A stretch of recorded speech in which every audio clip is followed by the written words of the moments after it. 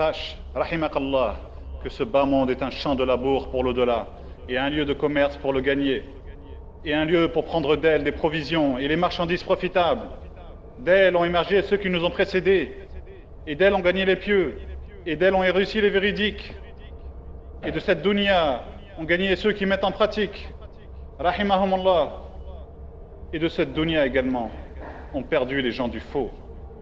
Sache que c'est la maison des désirs pour les gens du paradis et les gens de l'enfer, et que parmi les gens dans les tombes, certains souhaiteraient rajouter une glorification d'Allah à leurs bonnes actions, subhanallah, ou de pouvoir se repentir de certains de leurs péchés, ou prier une unité de prière, afin d'être élevé en degré.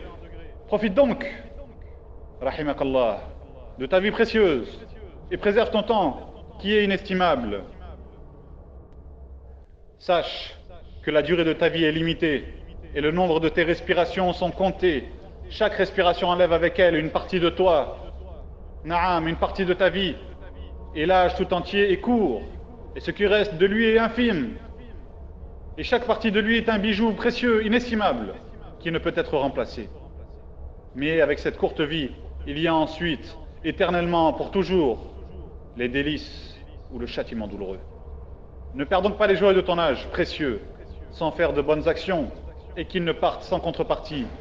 Applique-toi à ce qu'il ne s'écoule pas une seule de tes respirations, sans que ce soit dans un acte d'obéissance ou un acte par lequel tu te rapproches d'Allah subhanahu wa ta'ala. Car si tu avais avec toi un joyau parmi les joyaux de cette dunya et que tu l'avais perdu, tu aurais été attristé d'une grande tristesse pour lui. Et même si tu avais perdu ne serait-ce qu'un dinar, tu t'aurais senti mal. Donc comment tu peux exagérer dans la perte de tes heures et de ton temps, comme s'ils n'avaient aucune valeur? Et comment tu peux ne pas t'attrister pour ton âge qui s'en est allé sans contrepartie? Sache qu'Allah subhanahu wa ta'ala te regarde, qu'il est parfaitement informé sur toi. Interroge ta personne. S'il y avait un homme parmi les pieux de mon peuple qui me regardait, j'aurais eu honte de lui. J'aurais eu honte de commettre des péchés devant lui. Comment je n'ai pas honte de mon Seigneur qui me voit? Et qu'est-ce qui me garantit qu'il ne fasse tomber expressément son châtiment sur moi et qu'il me dévoile auprès des gens? Sache que tu ne peux lui désobéir seulement par l'intermédiaire de ses bienfaits. Et combien t'a-t-il donné de bienfaits sur ta main que tu étends dans sa désobéissance? Et combien de bienfaits il y a dans tes yeux avec lesquels tu regardes ce qu'il t'est interdit de regarder?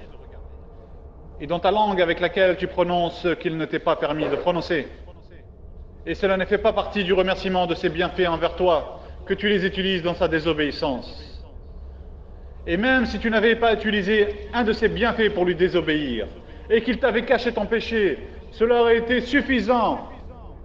Sache que celui qui est sur une planche en pleine mer, il n'est pas plus dans le besoin d'Allah le Très-Haut et de sa bonté que celui qui est dans sa maison, au milieu de sa famille et de ses biens. De la même sorte que les causes qui sont apparues à celui qui est dans sa maison sont entre les mains d'Allah subhanahu wa ta'ala, de même les causes pour que ce noyé soit sauvé sont entre ses mains.